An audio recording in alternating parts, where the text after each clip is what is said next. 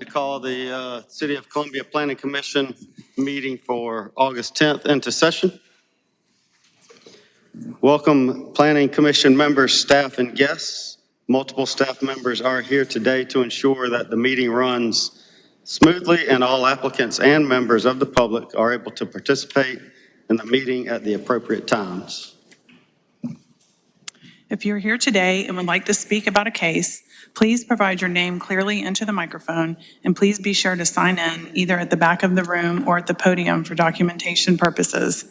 If you're here to speak about a case, you must speak up when the chairperson calls for public comment. And I'll go ahead and call the roll. Mr. Causey? Here. Mr. Cook? Here. Ms. Davis? Here. Mr. Dinkins? Here. Mr. Harp? Here. And Mr. Frost. Here. We have a quorum.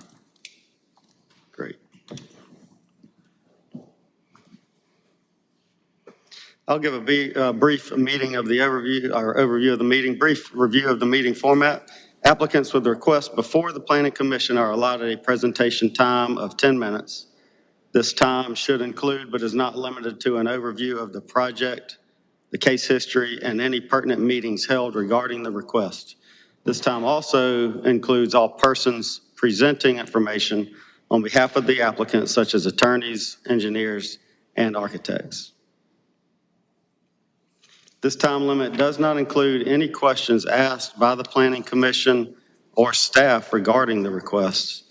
During the public comment period, members of the general public are given the opportunity to address their concerns in intervals of 2 minutes. After the public comment period, applicants have 5 minutes to respond.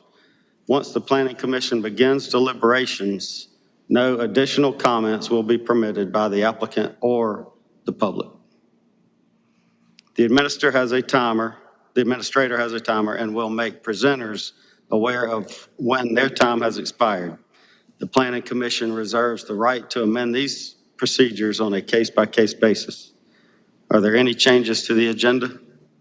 We have had one change since publication.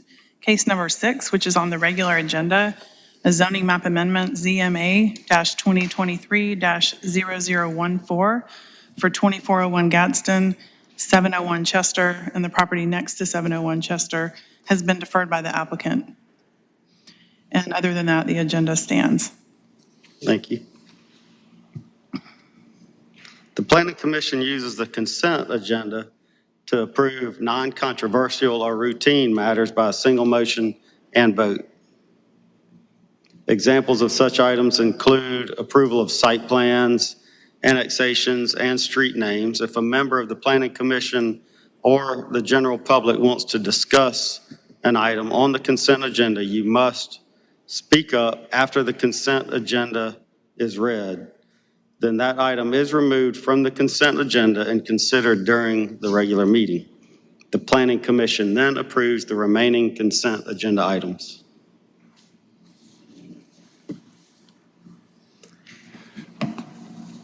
Mr. Chairman, prior to voting on consent agenda, I need to recuse myself from case number 3, Annex 2023-0016. Okay. Mr. Causey's recusal is noted. On agenda item number 3. Okay, I'll go ahead and read the consent agenda. Item number 1 is to approve the July 13th, 2023 minutes. Item 2 is a future land use map amendment and a zoning map amendment for a pending annexation. This is Annex-2023-0015 at 110 Jacobs Mill Pond Road. Request recommendation on the assignment of land use classification of urban edge residential large lot and the assignment of zoning of residential single-family large lot district for a pending annexation. The property is currently classified as neighborhood medium density and zoned RS-LD by Richland County.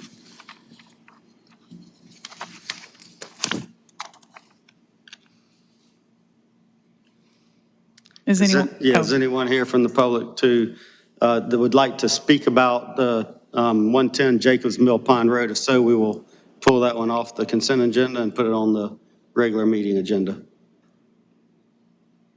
Hearing none. The next case is case number 3, Annex-2023 0016-7716 Garners Ferry Road. Request recommendation on the assignment of land use classification of Community Activity Corridor, AC2, and the assignment of zoning of General Commercial District for a pending annexation. The property is currently classified as neighborhood medium density and zoned GC by Richland County. Is there anyone here from the public that would like to pull this particular case from the consent agenda and place it on regular meeting agenda?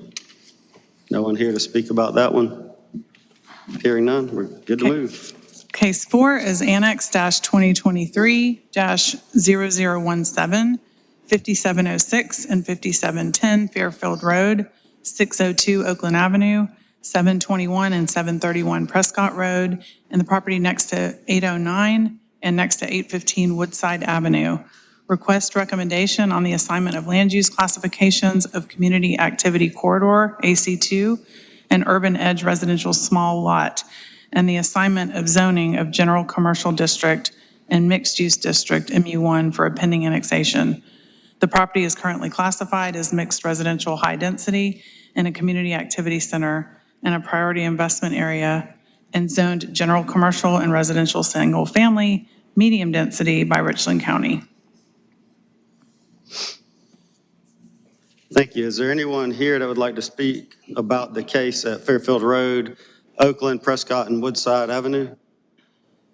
Anyone's here to speak, we will pull that one off the consent and move it to regular. Seeing none? Call for any removal of the items. Is there anyone from Planning Commission that would like to have an item removed from the consent agenda and placed on the regular meeting agenda? Hearing none, I will accept a motion for a vote.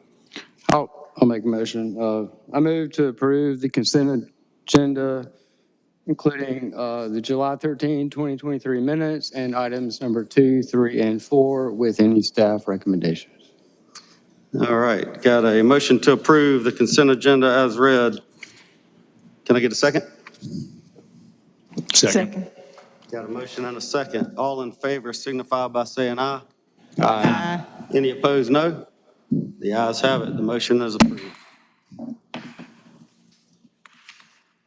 We will now move.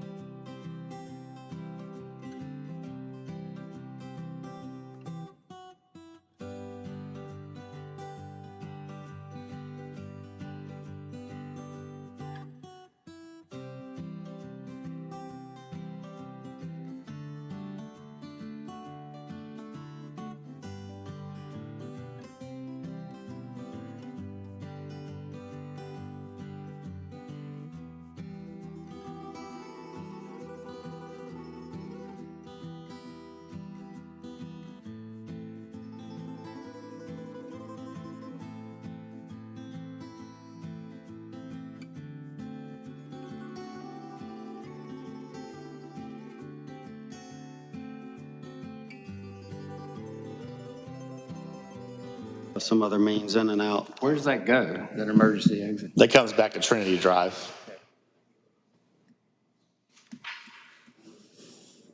Okay.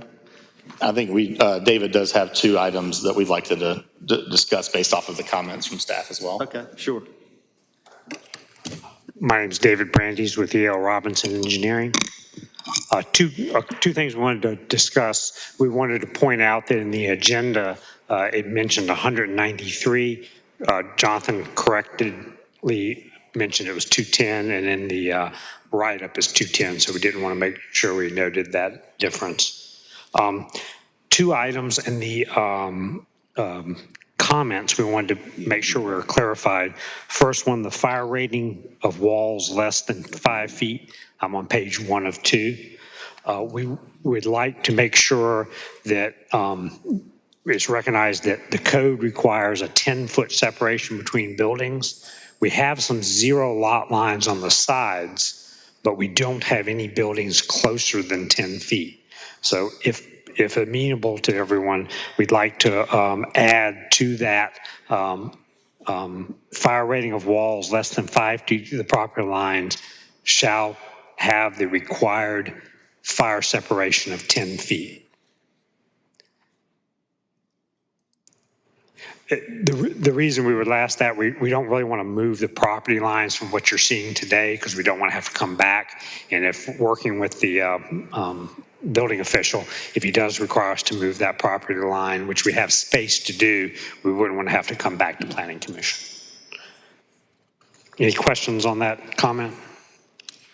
No, I would just defer to staff on how's the best way to handle that comment, or, I don't think that would be that's regulated by the building code. Right. And I believe that those lot lines shift due to the building code as long as the units didn't increase, then that would be done administratively. right, okay. So you want to ensure that you will ensure there's 10 feet between each building? Correct. We wouldn't be able to get a building permit without it. That's correct. Yeah. Understood. But there's more than one way. We could have a zero lot line and then spacing of 10 feet, or we could have a 5-foot lot on either side of the exterior of the townhome. So there's more than one way to comply. We don't want to get locked in to having to have 5 feet of property line adjacent to the townhome. Understood. Does that make sense, Mr. Dinkins? I still see some, perhaps. Can they do a zero lot line? Yes. In fact, there are 5 townhomes in one unit, each connected. The middle townhome has a zero lot line all the way through, so the sides could have a zero lot line as well.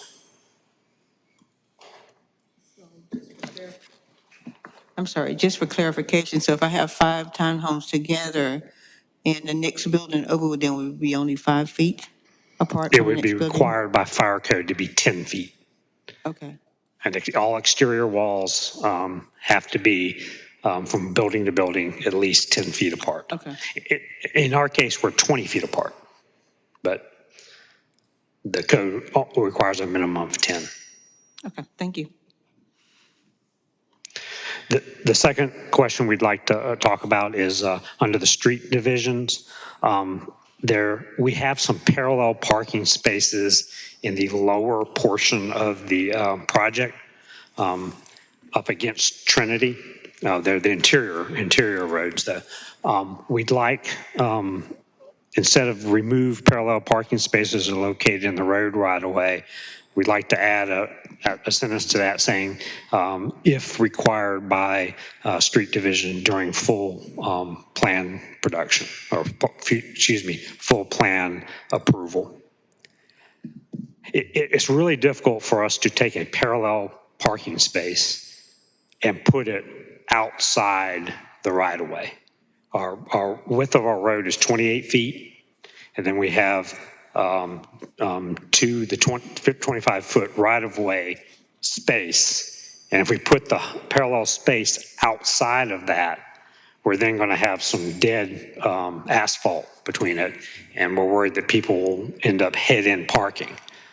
We recognize the issue. If street division during construction says, nope, I still don't want the parallel spaces, we'll remove them. But we'd like the option to be able to have that when we go to full construction plan approval. Is that in our purview, Lucinda? And I mean, wouldn't that be David's department? That's their that's their comment, is that the spaces not be there. Okay. So if if the developer is wanting to have those spaces there, then I would believe that their recommendation would be recommend denial of the plan, because those parking spaces do not meet the requirements of their regulations. My argument is that you would never have parallel parking spaces anywhere in the city if that was a requirement. There'd be no way you could take parallel spaces along a road and then put them outside of the public right-of-way unless you put the public right-of-way at the edge of the travelway and the inside of the parallel parking space. So I'm in my mind as an engineer, I don't think street division is thought all the way through this comment. However, if it's required today and you say, no, that's going to require denial, then we'll remove that and we'll just remove the parallel parking spaces. Do you pick up or gain in these places? And what's your loss or gain of parking spaces with it being parallel and not parallel, I guess? We don't have room to make them non-parallel, so we would lose, I'm not sure the exact number. Can you count those real quick? Somewhere around 10. It's like 12. 12, yeah. So it's not a big deal. Right. You know, if you say, no, you got to have that condition or not have that condition today, we'll say, we'll press on. But we would like the option to, if in full plan approval, street division changes their mind, we'd like at least that option. Right now, if you put this as a condition of approval, we don't have that option to discuss it with them. Do you meet the required parking with all spots located on the property and not including any in the right Yeah, of we way? meet all parking. Parking is 2 units, 2 spaces per unit. We have a garage and a driveway that meets that. But as you know, in all these developments, parking becomes a problem. So we have quite a few additional parkings for visitors, and that's why we've added these. You know, and honestly, I'll tell you straight out, people are going to park there anyway. We put a sidewalk there, people are going to park there anyway. So we'd like to actually stripe it for parking so that it keeps people from parking on the sidewalks. Just as a comment, as the developer that will be doing the project, I mean, this is, if it's something that is, the commission is not going to approve, that's fine. But it is, we think it's a value add to the project to be able to have additional parking. That's something that's important to us for our buyers that we consider, especially in townhome developments.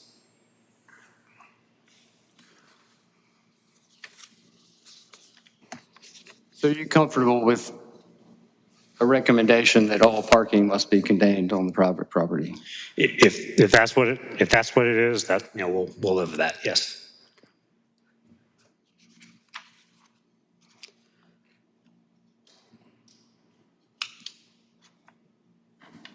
All right. John, you're saying that if we add in the comment, then it would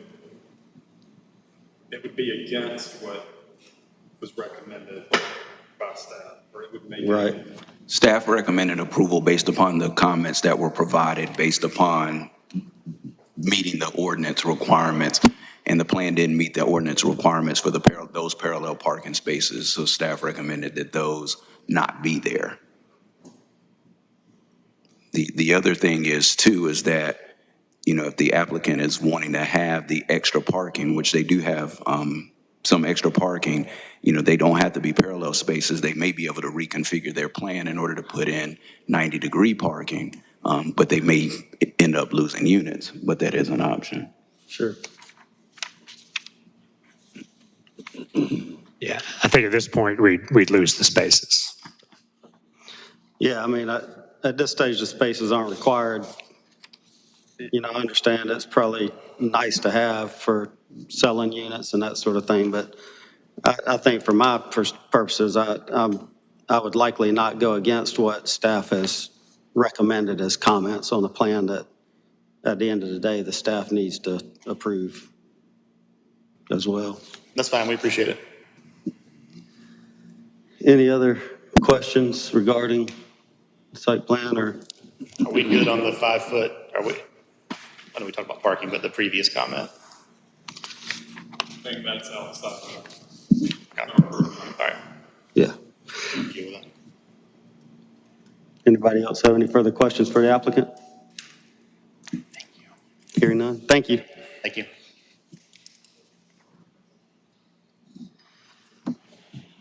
All right, is there anyone here that would like to speak for or against the project? I'll open it up to public comment period.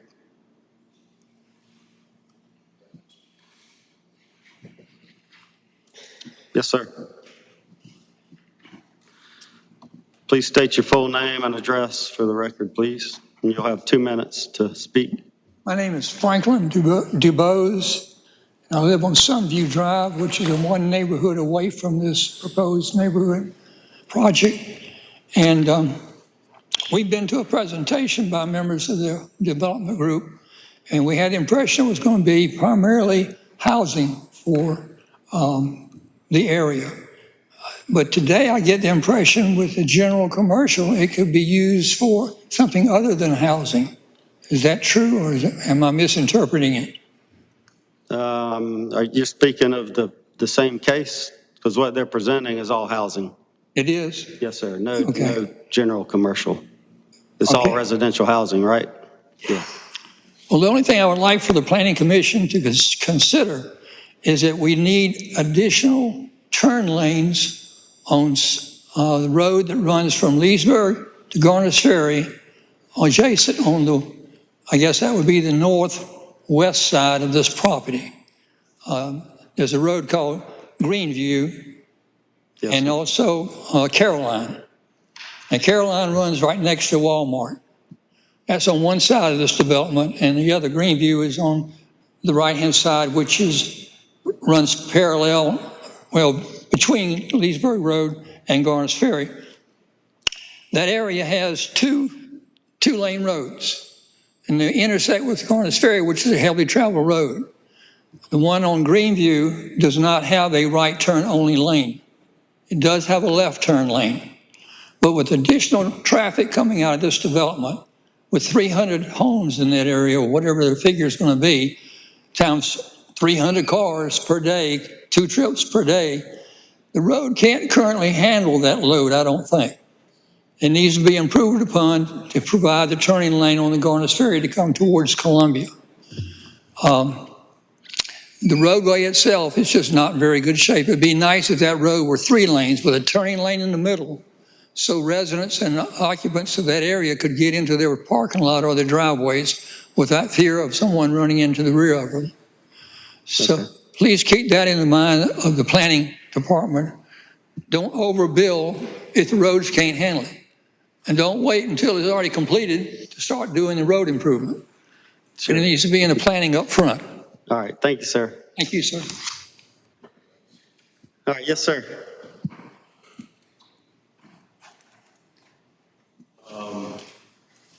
Derek Durrett, 1491 Caroline Road. First off, I'd like to support what he was saying with the extra traffic and the lanes. That made a lot of sense.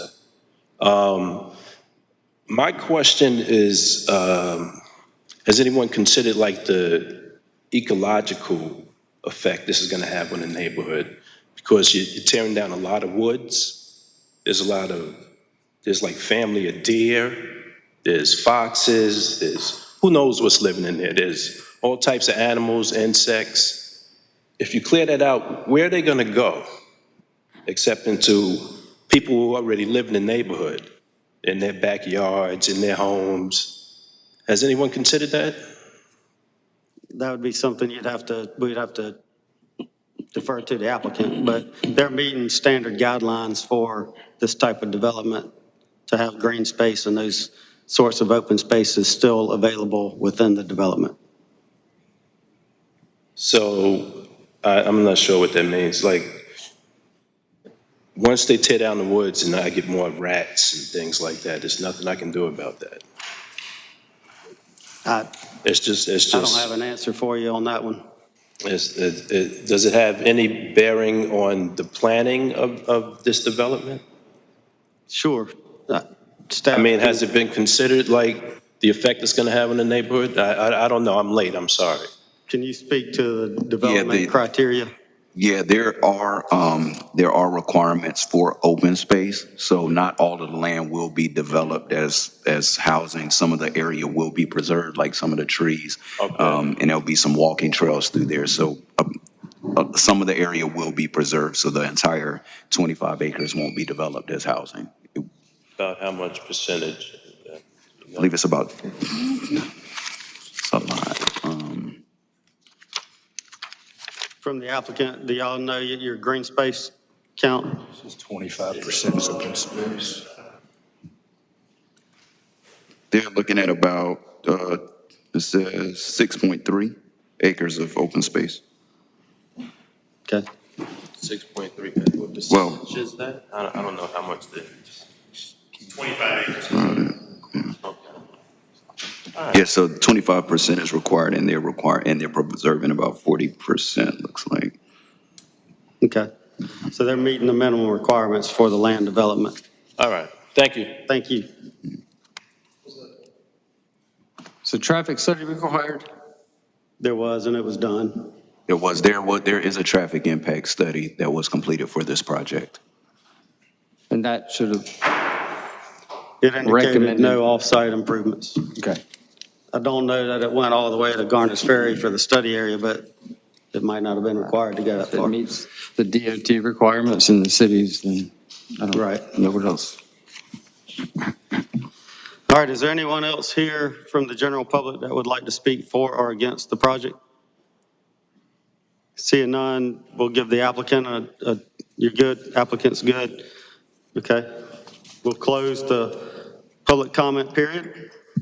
And Mr. Chairman, I'd like to just acknowledge for the record that you guys should have received an email yesterday. We did have one email come through about this project, so just to put that into the record for EMCEL@sc.r.com. Okay, so you Yes, received that. received. Okay, Yes, thank ma'am. you. All right, are there any other questions? I had a question for staff regarding the 10-foot separation for the firewalls. Is it in our purview to require the 10 feet separation, but not allow, or in lieu of the 5-foot separation between property lines? I believe that's it's going to be a building code requirement and handled by the building code. Okay. Good. All right, if there's no further questions, I will accept the motion. Mr. Chairman, I make a motion, we approve S-Plat 2023-0008, 25.35 acres, Trinity Drive, 1458 and 1482 Carolina Road, as written with staff comments. Got a motion, we approve as written with staff comments. Going to get a second? Second. Got a motion and a second. All in favor signify by saying aye. Aye. Any opposed, no? The ayes have it. The motion is approved.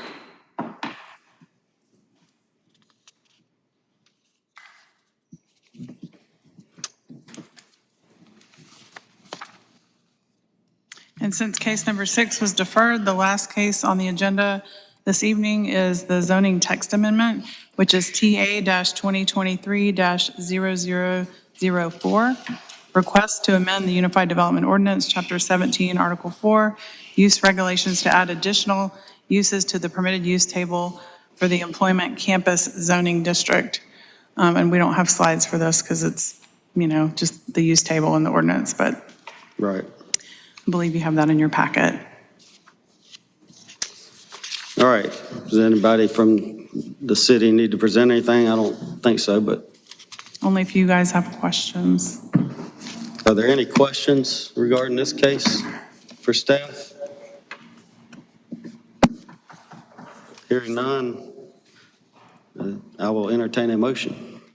I'll move to, Mr. Chairman, sorry, just to make sure, in case there's anybody from the public. Okay, yeah, we'll Oh, yeah, open it up. public. We'll open it up to public comment. Is there anybody from the general public here that would like to speak for or against case number 7? Seeing none, hearing none, we'll close public comment period, and I'll entertain a motion. I'll move to approve the zoning text amendment TA-2023-004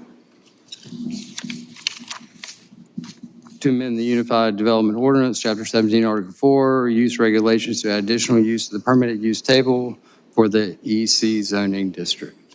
Got a motion that we approve. Can I get a second? Second. Got a second. All in favor signify by saying aye. Aye. Any opposed, no? The ayes have it. The motion is approved. All right, is there any other business?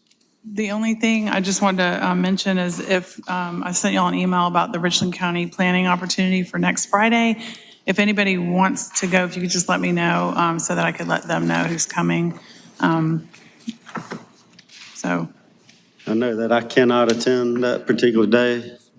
I I'm tied up on cannot. the 18th, so. anyone going to go? Okay, great. You might try, okay. I'll just tell them that we plan on having 2 planning commission members. Okay, great. It is, yes, thanks. All right, well, if there's no other business, I'll accept the motion to adjourn. Motion to adjourn. Got a motion, second? All in favor signify by saying aye. Aye. Any opposed, no? The motion carries, we are adjourned. Thank you.